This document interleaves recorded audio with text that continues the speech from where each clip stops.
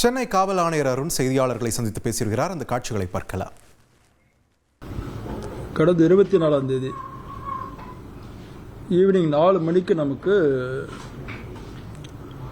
ஒரு 100 கால் வருது. அண்ணா யூனிவர்சிட்டி மாணவி கால் பண்ணுறாங்க. அந்த 100 காலை பேஸ் பண்ணி நம்ம போலீஸ் டீம் அண்ணா யூனிவர்சிட்டிக்கு போகும்பொழுது அங்கே அண்ணா யூனிவர்சிட்டியில் பாஸ் டீம்னு ஒரு கமிட்டி, அதாவது ப்ரிவென்ஷன் ஆஃப் செக்ஷுவல் ஹராஸ்மெண்ட்டுக்கு ஒரு கமிட்டி இருக்கும். அதில் இருக்கக்கூடிய ப்ரொஃபஸரும் அந்த பாதிக்கப்பட்ட மாணவியும் இந்த கம்ப்ளைண்ட் கொடுக்குறாங்க. அவங்க கொடுத்த கம்ப்ளைண்ட்டை பேஸ் பண்ணி எஃப்ஐஆர் போடுறோம். எஃப்ஐஆர்ன்றது ஃபர்ஸ்ட் இன்ஃபர்மேஷன் ரிப்போர்ட்டு. பாதிக்கப்பட்டவங்க என்ன கொடுக்குறாங்களோ அதை அப்படியே எழுதணும். அதில் போலீஸ் எந்த திருத்தமோ அடுத்தலோ பண்ணக்கூடாது. அதான் சிலர் தெரியாமல் சொல்கிறாங்க, எஃப்ஐஆர் எப்படி போட்டிருக்கலாம், எஃப்ஐஆர் அப்படி போட்டிருக்கலாம்னு. அப்படி கிடையாது. பாதிக்கப்பட்டவங்க எப்படி கொடுக்குறாங்களோ என்ன சொல்கிறாங்களோ அதை அப்படியே போடணும். அதுதான் எஃப்ஐஆர். அதை எஃப்ஐஆர் போட்டோம். எஃப்ஐஆர் போட்டு விசாரிக்க ஆரம்பித்தோம். ஏசி கோட்டூர்புரம் தலைமையில் 4 டீம் போட்டு ஒவ்வொருத்தருக்கும்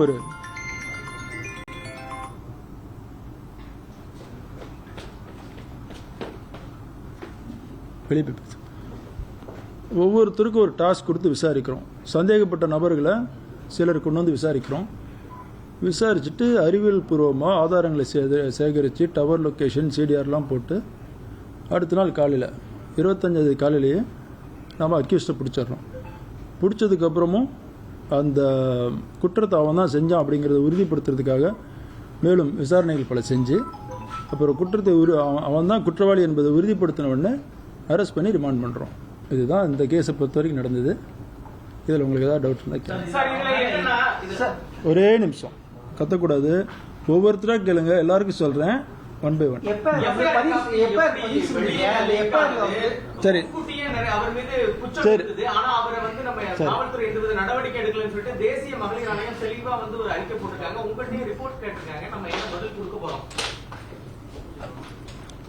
எஃப்ஐஆர், அதாவது சில குற்றங்களுக்கு, போக்சோ குற்றங்கள், அதே மாதிரி கிரைம் அகெயின்ஸ்ட் உமன் இருக்கக்கூடிய சில குற்றங்களுக்கு எஃப்ஐஆர் போடும் பொழுது சிசிடிஎன்எஸ்மாங்க.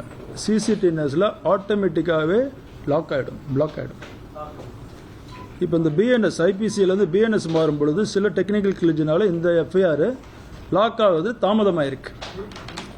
அந்த தாமதமான டைமில் ஒரு சிலர் பார்த்துருக்குறாங்க, அதை பதிவிறக்கம் செஞ்சுருக்கிறாங்க, அவங்க வழியாக லீக் ஆகிருக்கலாம். 1. 2வது, எந்த எஃப்ஐஆரை போட்டாலும் கம்ப்ளைண்ட் இருக்கிறாங்களே அவங்களுக்கு ஒரு காப்பி கொடுக்கணும். அது மேண்டேட்ரி. அதுபடி நாம் விக்டிம்க்கு ஒரு காப்பி கொடுத்தோம். இந்த 2 வகையில் தான் எஃப்ஐஆர் வெளியே வந்திருக்கணும். இந்த எஃப்ஐஆர் இந்த மாதிரி கேஸில் வெளியே வரக்கூடாது, லீக் பண்ணக்கூடாது. பண்ணுறது சட்டப்படி குற்றம். அதே மாதிரி அந்த லீக் ஆகிருந்தால் கூட அதை எடுத்து வச்சுட்டு பெரிய அளவில் விவாதம் செய்வதும் சட்டப்படி குற்றம். என்ன குற்றம்னா, பாதிக்கப்பட்ட நபரோட ஐடென்டிட்டி, அதாவது அடையாளம் எந்த வகையிலுமே வெளியே தெரியக்கூடாது. பேர் தான் சொல்லணும் இல்லை, அவங்க கொடுக்கக்கூடிய சில தகவல்களை வச்சு அந்த பாதிக்கப்பட்ட நபரை நாம் அடையாளம் கண்டுபிடிக்க முடியும் அப்படிங்கிற அளவுக்கு தகவல் கொடுத்தாலுமே தவறு. அந்த மாதிரி கொடுத்தது வெளியே தெரிய வந்ததுனால இப்போ கோட்டூர்புரத்தில் நம்ம இந்த லீக் பண்ணதுக்கு எஃப்ஐஆர் கேஸ் போட்டிருக்கிறோம். இப்போ அதுபடி போட்டு யார் இதை லீக் பண்ணாங்க அப்படின்றத கண்டுபிடிச்சு அவங்களுக்கும் தகுந்த தண்டனை அளிக்கும். இது பொதுவெளியிலேருந்து வந்தது தான். கொஞ்சம் கவனமாக கேட்கணும், திருப்பி கேட்கக்கூடாது. எஃப்ஐஆர் போட்டிருக்கிறேன் கோட்டூர்புரம் போலீஸ் ஸ்டேஷனில் இந்த இதை லீக் பண்ணதுக்கு யாருன்னு கண்டுபிடிச்சு அதுக்குள்ள நடவடிக்கை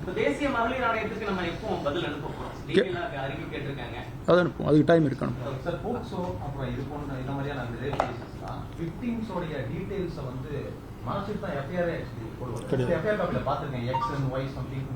எஃப்ஐஆர்லாம் அப்படி மறைக்கக்கூடாது சட்டப்படி. அதுக்கு அடுத்து நடக்கக்கூடிய கம்யூனிகேஷன்ல அப்படி மறைச்சு போடுவாங்க. எஃப்ஐஆர்ல மறைக்கக்கூடாது. எஃப்ஐஆர்ல மறைச்சா அப்புறம் தெரியும் விஷயம், தகவலே தெரியாதுல்ல.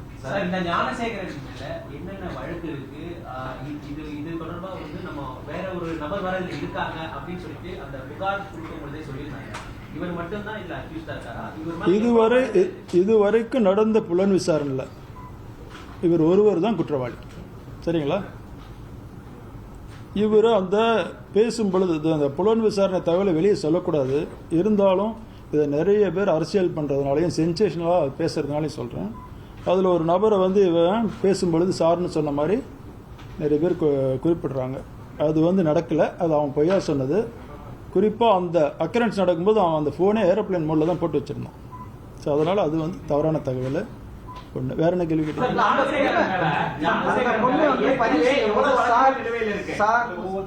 அந்த ஞானசேகரன் மேல எவ்வளவு வழக்குகள் ஏற்கனவே நிலுவையில் இருக்கு, எத்தனை வழக்குகள் இருக்கு? இது வரைக்கும் ஞானசேகரன் மேலே சென்னை மாநகரத்தில் பொறுத்த வரைக்கும் 2013 20 வழக்குகள் இருக்கு. எல்லா வழக்குகளுமே இந்த ப்ராப்பர்ட்டி கிரைம் பாங்க இல்லையா, திருட்டு அந்த மாதிரி வழக்கு, ஹவுஸ் பிரேக்கிங் பாங்க, கண்ணக்களவு அந்த மாதிரி வழக்கு. இவன் மேலே ரவுடித்தனம் பண்ணதாகவோ வேறு ஏதாவது பெண்களை அபியூஸ் பண்ணதாக வழக்கு இல்லை. நம்மகிட்ட இருக்கிற 20 வழக்குலையும் அது மாதிரி வேறு எந்த கம்ப்ளைண்டும் அவன் மேலே வரல. இருக்கிறது எல்லாமே இந்த கிரைம் ஒஃபென்சஸ். அதில் இவனுக்கு 6 வழக்கில் கன்விக்ஷன் ஆகிருக்குது. மற்ற வழக்கெல்லாம் விசாரணை நடந்துட்டு இருக்குது. சார் சொல்றாங்க, அந்த வார்த்தை சொல்றாங்க. நம்ம அந்த எஃப்ஐஆர்லேயே பதிவு சொல்லிருக்காங்களா, அப்படியே பதிவு பண்ணணும் சொல்லியிருக்கோம். அந்த வார்த்தை அந்த பெண் சொன்ன அப்புறம் தானே பதிவு பண்ணுவோம். நீங்க மாற்றி சொல்றீங்க. இல்லை, அது வெளியே வந்துருக்கூடாதுல்ல, அதை சொல்கிறேன். வெளியே வந்ததுனால அதுக்கு விளக்கம் சொல்கிறேன். அப்படி ஒரு நபர் இருக்காங்கன்னு அந்த பொண்ணு சொல்றாங்க. இல்லைன்னு தான் சொன்னேன். அது இல்லை, அதான் ஏரோப்ளேன் மோடில் போட்டு அது சும்மா பயமுறுத்துறதுக்காக அப்படி சொல்கிறேன். சார், தற்போது பாதிக்கப்பட்ட இந்த பெண் கொடுத்த புகாருக்கு அப்புறம் தான் ஆல்ரெடி ஒரு பொண்ணு வந்து பாதிக்கப்பட்டதுன்னு இப்ப சொல்லி இது வரைக்கும் வேற பெண்கள் இவனால பாதிக்கப்பட்டாங்கன்னு காவல்துறைக்கு புகார்கள் எதுவும் வரலைங்க. வரவில்லை. வெயிட் பண்ணுங்க சார், வரல. ஆனால் இப்போ விசாரணை அவனை அனுப்பிச்சிருக்கல, கஸ்டடி எடுத்து விசாரிப்போம். அவனோட ஃபோன்லாம் விசாரித்து பார்க்கும்போது வேறு யாராவது பாதிக்கப்பட்டிருந்தா பாதிக்கப்பட்டவங்களை கன்வின்ஸ் பண்ணி கம்ப்ளைண்ட் வாங்கணும். இது வரைக்கும் காவல்துறைக்கு புகார்கள் வரல. பாதிக்கப்பட்டிருக்கிறதுக்கு வாய்ப்பு இருக்குதான் அவனோட ஃபர்தர் இன்வெஸ்டிகேஷன் தான் தெரியும். அப்லோட் பண்ண போலீஸ் தான் அந்த சிசிடிஎன்எஸ்ல அப்லோட் பண்றாங்கல்ல, அந்த போலீஸ் மேல எதுவும் நடவடிக்கை எடுக்கிறதுக்கான இருக்கா? சிசிடிஎன்எஸ்ல அப்லோட் பண்ணுன்றது அவரோட கடமைங்க, அவர் தானே பண்ணுவார். அவர் வேலையை செய்யறதுக்கு எதுக்கு நடவடிக்கை எடுப்பார்? பொதுவா ஒரு அடிக்கடி வழக்காக கூட ஒரு எஃப்ஐஆர் சிடிஎன்எஸ்ல அப்லோட் பண்ணதுக்கு 2 நாள் 3 நாள் எடுத்துப்பாங்க. நாங்களே நிறைய வழக்குல தேடி இருக்கோம். ஆனால் இந்த வழக்கு சம்பவம் நடந்து குற்றம் நடந்து 1 நாளிலேயே எப்படி சிடிஎன்எஸ்ல அப்லோட்? உங்களோட அசம்ஷன் எல்லாமே தவறான அசம்ஷனாக இருக்கும்போது நான் அதுக்கு எப்படி பதில் சொல்றது? ஒரு எஃப்ஐஆர் போட்டால் 2 நாள் 3 நாள் கழிச்சு தான் அப்லோட் பண்ணுவாங்கன்றது யார் சொன்னது? நாங்களே தேடி இருக்கோம் சார், சர்ச் பண்ணியிருக்கோம் சார். 1-2 வழக்கில் நடக்கலாம். எஃப்ஐஆர் போட்டால் உடனே அப்லோட் பண்ண அப்புறம் தான் கோர்ட்டுக்கு அனுப்ப முடியும். நெக்ஸ்ட் ஆம்ஸ்டாங் கேஸ்ல பாத்தீங்கன்னா 3 மாசம் ஆகியுமே எஃப்ஐஆர் பதிவு நீங்க இது பண்ண முடியல, பண்ணல. அதுக்கு எஃப்ஐஆர் ஆமா, ஆம்ஸ்டாங் கேஸ்ல பாத்தீங்கன்னா கிட்டத்தட்ட 2 மாசத்துக்கு மேல நீங்க வந்து சிசிடிஎன்எஸ்ல இது பண்ணல. ஆனா இந்த இதுக்கு மட்டும் ஏன் உங்களுக்கு அவசரம்? சார் அதான் சொல்கிறேன், அப்லோட் பண்ணிடுவோம் சார். அது பிளாக் ஆச்சுன்னா உங்களுக்கு தெரியாது. ஆரம்பிக்கும் போது சொன்னல டெக்னிக்கல் கிளிச்சில் அந்த ஐபிசிலேருந்து பிஎன்எஸ் ஆனதில் இது கொஞ்ச நேரம் ஓப்பன் எக்ஸ்ட்ரா தான் ஓப்பன் ஆயிருக்கு. அதுக்கப்புறம் ஆட்டோமேட்டிக்காக பிளாக் ஆயிடுச்சு. ஆட்டோமேட்டிக் பிளாக் நாம பண்ணுறதுல ஆட்டோமேட்டிக் பிளாக். சிசிடிவி காட்சியில வந்து அதிகமாக சென்னை முழுவதுமே நம்ம வந்து சிசிடிவி ஃபுட்டேஜ் வச்சிருக்கோம் சார். ஒரே நிமிஷம்.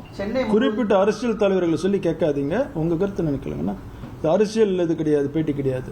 நீங்க காவல்துறையில ஏதாவது உங்களுக்கு விளக்கம் கேட்கணும் கேட்கலாம். நீங்க அதை நீங்க உங்களுக்கு என்ன அதுல டவுட்னு கேளுங்க. அவர் சொன்னதுன்னு சொல்லி கேட்க வேண்டாம். அவர் வந்து இந்த முதல் தகவல் அறிக்கையுடைய டிராஃப்டிங் பத்தியோ அதுதான் உங்களுக்கு ஆரம்பிக்கும் போது சொல்லிட்டேனே சார். கொஞ்சம் கவனமா கேட்டீங்கன்னா ஃபர்தர் நிறைய அன்னெசரி கொஸ்டின்ஸ் அவாய்ட் பண்ணலாம். எஃப்ஐஆர்ன்றது பாதிக்கப்பட்டவர்கள் கொடுக்கக்கூடிய தகவலை அப்படியே எழுதணும். காவல்துறை நாங்கள் அடித்தல் திருத்தல் எதுவும் பண்ண மாட்டோம் அப்படிங்கிறது ஆரம்பிக்கும் போது உங்களுக்கு சொன்னேன் இல்லையா? சிசிடிவி ஃபுட்டேஜ் எல்லா இடத்துலயும் வச்சிருக்கோம். அண்ணா பல்கலைக்கழகத்தில் இது சிசிடிவி அண்ணா பல்கலைக்கழகத்தில் 70 சிசிடிவி இருக்கு சார். 70 சிசிடிவியில் 56 சிசிடிவி வேலை செய்யுது. சரியா? வேற அதுல எதுவும் நமக்கு வந்து தகவல் கிடைச்சிருக்கா? அதுலயும் தகவல் கிடைச்சிருக்கு. அதெல்லாம் தகவல் வச்சு தானே பிடிக்கிறோம். அடுத்து இப்போ அந்த பொண்ணுடைய அடையாளத்தை வெளியிடப்பட்டிருக்கு. 56 ஒர்க் பண்ணி அந்த பொண்ணுடைய அடையாளத்தை ஒரு வகையில எஃப்ஐஆர் வெளியானது பிறகு வெளியே வந்திருக்கிறது. இப்போ அதை மறைப்பதற்காக அடுத்த கட்டமா நம்ம என்ன மாதிரி நடவடிக்கை எடுப்போம் காவல்துறை சார்? ஆட்டோமேட்டிக்கா பிளாக் ஆச்சு. இனிமேல் வெளியே சொல்றவங்க மேல கேஸ் ஆல்ரெடி போட்டிருக்கோன்னு சொன்னேன் இல்லையா? இப்ப வெளியிட்ட பிறகு சமூக வலைதளங்களை பரவக்கூடிய சூழல் இருக்கு.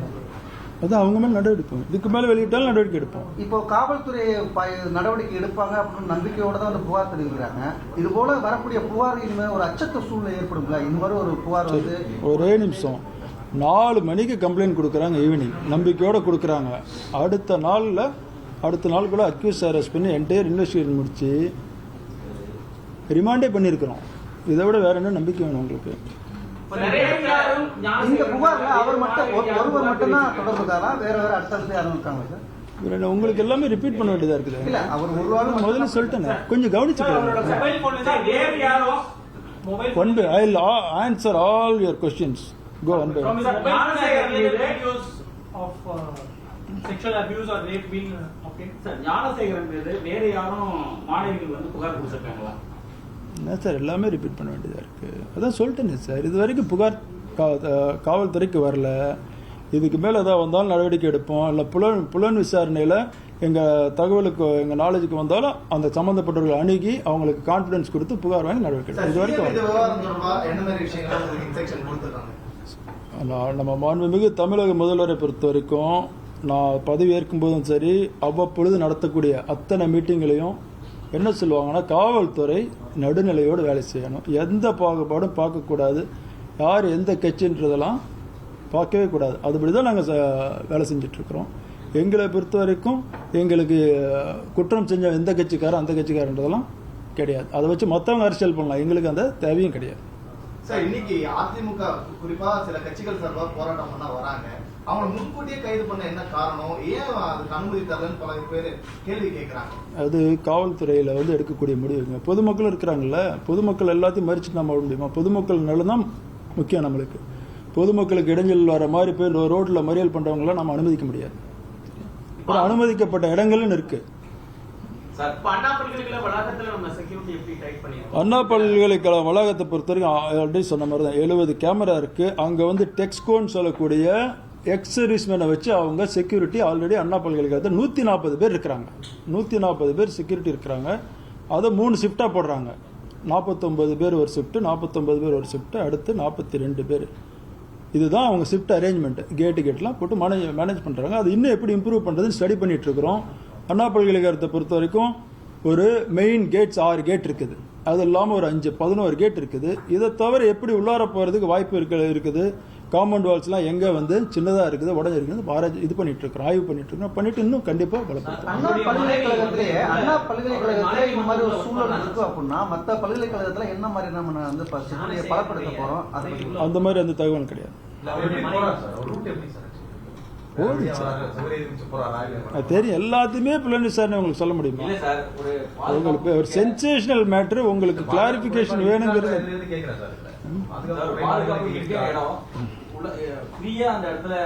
அதாவது அண்ணா பல்கலைக்கழகத்தை பொறுத்த வரைக்கும் பொதுமக்கள் வாக்கிங் போறதுக்கு காலையிலையும் மாலையிலையும் அலோவ் பண்றாங்க. பொதுமக்களே போயிட்டு வந்துட்டு இருக்கிறாங்க. அது உள்ளார போற வருதுன்றதுல சந்தேகப்பட்டா நிறுத்தி கேட்கறாங்க. அதனால இது எப்படின்னு விசாரிச்சு சொல்றாங்க. காவல்துறையை பொறுத்த வரைக்கும் கோட்டுப்புறம் காவல் நிலைய எல்லைக்குள்ள வருது. இது அதை 3 செக்டரா பிரிச்சிருக்காங்க. அது அண்ணா யூனிவர்சிட்டின்றது ஏ செக்டார்ல வருது. இந்த ஏ செக்டாருக்கு நமக்கு 3 பெட்ரோல் வெஹிக்கிள் இருக்குது. அந்த 3 பெட்ரோல் வெஹிக்கிள் அட் அ டைம்ல ஒரு பெட்ரோல் வெஹிக்கிள் அந்த அண்ணா யூனிவர்சிட்டிலே இருந்திருக்கும். நீங்க அந்த பக்கம் போறவங்களாம் தெரியும், இந்த கேட்ல இருப்பாங்க, எல்லாம் அந்த காந்தி மண்டபம் கேட்ல இருப்பாங்க. அது இல்லாம 2 வீலர் பெட்ரோல் இருக்கு செக்டார் பேது. இது பொதுவாக வெளியே பார்ப்போம், உள்ளார ஒரு ரவுண்ட்ஸ் போவோம். இதுக்கு மேல எப்படி இன்னும் அதை பலப்படுத்துறதுன்னு யோசிப்போம். சார், இந்த ஞானசேகருடைய குற்ற பின்னணிங்க சார், மாமல்லபுரம் காவல் நிலையத்துல இதே போன்ற ஒரு காதல் ஜோடியை மிரட்டி பாலியல் செய்யப்படுறதா கைதாயிருக்காரு. அதே போல இந்த அண்ணா யூனிவர்சிட்டிக்கும் 2014 ஒரு வழக்குல நீங்க சொல்ற எதுவுமே அங்க வழக்குல இல்லை. இப்ப நான் சொன்ன 20 வழக்கு இருக்குன்ட்டு அதுல அந்த மாதிரி இல்லை. மாமல்லபுரம் கேஸ்ல ஏற்கனவே கைதாயிருக்காரு. மாமல்லபுரம் வெரிஃபை பண்ண சென்னை சிட்டில கிடையாது. இந்த இன்சிடென்ட்ல வேற ஏதாவது செக்ஷன் ஆட் பண்றதுக்கு வாய்ப்பு இருக்கா? கிட்டத்தட்ட ஒரு 40 மினிட்ஸ் இவரோட கண்ட்ரோல்லயே அந்த ஆமா செக்ஷன் ஆட் பண்ணிருக்கிறோம். அது கொடுப்பாங்க உங்களுக்கு. என்னென்ன செக்ஷன்ஸ் என்ன ஆட் பண்றோம்ன்றது உங்களுக்கு ஆட் பண்ணியாச்சு ஆல்ரெடி. கொடுக்குறேன் அடிஷனல் செக்ஷன். இவர் கண்காணிப்பு நம்ம காவல்துறை தொடர்ந்து அவர் கண்காணிக்கணும் சார். 20 வழக்கு இருக்குன்னு சொல்றோம். அதாவது இவர் கண்காணிக்கணும். கரெக்டா கேட்கிறாரு. 2014 தான் இவனோட மெயின் ஆக்டிவிட்டி. 2019 கடைசி கேஸ் அவனுக்கு ரிப்போர்ட் ஆகுது. 2019க்கு அப்புறம் கேஸ் இல்லை அவனுக்கு. 2023 ஒரு அனிமல் இது பெட் கிளினிக்ல ஒரு சின்ன வம்பு பண்றான். அது நம்ம தகவலுக்கு வந்திருக்கு. மற்றபடி 2019க்கு அப்புறம் அவன் மேல கிரிமினல் கேஸ் இல்லை. அடுத்து இந்த ஒரு பொண்ணதான் வச்சு தான் சொல்றேன் சார். இந்த ஒரு பொண்ணதான் அவர் மிரட்டிருக்காரா இல்ல வேற வேற பொண்ணு மிரட்டிருக்காரா? இது விசாரணை தெரிய வந்து வேற ஏதாவது நீங்க ஏன்னா அவர் கேட்டதே திருப்பி கேட்கறாரு. Any evidence from his mobile phone of having sexually assaulted other women? That is under investigation. ஏற்கனவே ஞானசேகரன்றவர் வந்து அரசியல் கட்சியில் இருந்ததாகவும் அதான் சொல்லிட்டேன்ல, ஒரு குற்றவாளி எந்த அரசியல் கட்சியில் இருந்தால் எங்களுக்கு அதை பற்றி ஒன்றும் கவலை கிடையாதுங்க. அவன் எந்த கட்சியில் இருந்தாலும் அவன் மேலே ஆக்ஷன் எடுக்க போகிறோம். இந்த தேவையில்லாமல் நீங்கள் தான் பெருத்துப்படுத்துறீங்க. எங்களுக்கு அவன் எந்த கட்சிக்காரன்றது முக்கியமே கிடையாது. இந்த விவகாரத்துக்கு பிறகு சென்னை மாநகரில் மற்றவர்கள் சொல்லக்கூடிய மெசேஜ் என்ன? இதில் ஒன்று, காவல்துறையை நம்பி கரெக்டான டைமில் ஒரு நாள் டிலே ஆனால் கூட அந்த மாணவி நமக்கு கம்ப்ளைண்ட் கொடுத்தாங்க. அவங்க நம்பிக்கையை தக்க வைக்கிற மாதிரி நாம் நடவடிக்கை எடுத்திருக்கிறோம். அவங்க தரப்பில் பொறுத்த வரைக்கும் காவல்துறை நல்லா பண்ணியிருக்கிறாங்கன்னு எல்லாரும், அண்ணா யூனிவர்சிட்டியாக இருக்கட்டும், பாதிக்கப்பட்டவர்களாக இருக்கட்டும், அவங்க காவல்துறை மேலே நல்ல நம்பிக்கை வச்சுருந்தாங்க. அதை நாம் உறுதிப்படுத்துகிற மாதிரி தான் நடவடிக்கை எடுத்திருக்கிறோம். இதுக்கு மேலே அதே மாதிரி இருக்கும். சார், புகார் அளித்த அன்று இரவு ஞானசேகரனை காவல் நிலையத்துக்கு அழைத்து வந்து விசாரணை செய்து புகார் அளித்த அன்று நிறைய பேரை கூப்பிட்டு வந்தோம். சரிங்களா? எழுதி வாங்கிட்டு நிறைய பேரை கூப்பிட்டு வந்தோம். அவங்கள்ட்ட இருந்து எவிடன்ஸ் எல்லாம் கலெக்ட் பண்ணிட்டு எழுதி வாங்கிட்டு அனுப்பிச்சோம். மறுபடியும் காலையில் அந்த எவிடன்ஸை பேஸ் பண்ணி நைட்லாம் நிறைய என்கொயரி பண்ணி அடுத்த நாள் போய் பிடிச்சிட்டோம். அவரும் இருந்தார். சார், நிறைய வழக்குகள்ல அவர் சந்தேகப்படக்கூடிய நபரா இருந்தா கூட காவல் நிலையத்தை வைத்து விசாரணை பண்ணியிருக்கோம். ஒரு சென்சிட்டிவான மேட்ரு, இதுல ஏன் ஞானசேகரன் பொதுவாக நீங்கள் சொல்லக்கூடாது சார். போலீஸ் இன்வெஸ்டிகேஷன் இப்படி தான் பண்ணணும், இப்படி தான் பண்ணுறான்னு நிறைய ஓகே, அடுத்து நெக்ஸ்ட் தெரிந்த ஒரு சீட்டிங் கம்பெனியா கூட அதான் சார், அதான் அந்த ஐஓ முடிவு பண்ணுவார் சார். அவருக்குன்னு ஒரு இது இருக்குல்ல, டிஸ்கிரிப்ஷனு. அடுத்து நம்ம ஒரு வழக்கை பதிவு செய்யும் போது அனைத்து புகார்தாரர் கொடுக்கக்கூடிய அத்தனை பேர் நம்ம பதிவு செய்யணும்னு சொல்லியிருக்கோம். ஆனால் அந்த பாலியல் தொடர்பான வழக்கில் இருக்கும் அத்தனை நம்ம பதிவு செய்யணும் அவசியம் இருக்காங்க. ஆமாம், கண்டிப்பாக புகார் எனி காக்னிசபிள் அஃபென்ஸ் காவல்துறைக்கு வந்து கொடுக்கும் பொழுது பதிவு பண்ணணுன்றது மேண்டேட் பண்ணி தான் ஆகணும். நல்ல பாதுகாப்பாக இருக்கிறாங்க. அவங்களுக்கு ஒரு இது இல்லை. அவங்க நம்ம எடுத்த நடவடிக்கையை பொறுத்த வரைக்கும் அவங்களுக்கு திருப்தியாக இருக்கிறாங்க. ஆமாம், இது நல்ல கேள்வி. ஏன்னா இந்த மாணவி எப்படி தைரியமாக வந்து சொன்னாங்களோ அந்த மாதிரி எந்த ஒரு குற்றம் நடந்தாலும் இவங்க அதை சொல்லிடுவாங்க அப்படின்ட்டு எதையும் யோசிக்காம கண்டிப்பாக அவங்க வந்து காவல்துறை அணுகி புகார் கொடுக்கணும். கொடுத்தா நம்ம சட்டப்படி நடவடிக்கை எடுப்போம். அண்ணா பல்கலைக்கழக மாணவி வன்கொடுமைக்குள்ளாக்கப்பட்ட விவகாரம், தொடர்ந்து எஃப்ஐஆர் தகவல்கள் வெளியான விவகாரம் உள்ளிட்ட பல்வேறு கேள்விகளுக்கு சென்னை மாநகர காவல் ஆணையர் அருண் செய்தியாளர்களை சந்தித்து விளக்கமளித்து பேசினார். அந்த காட்சிகளை நாம் பார்த்தோம்.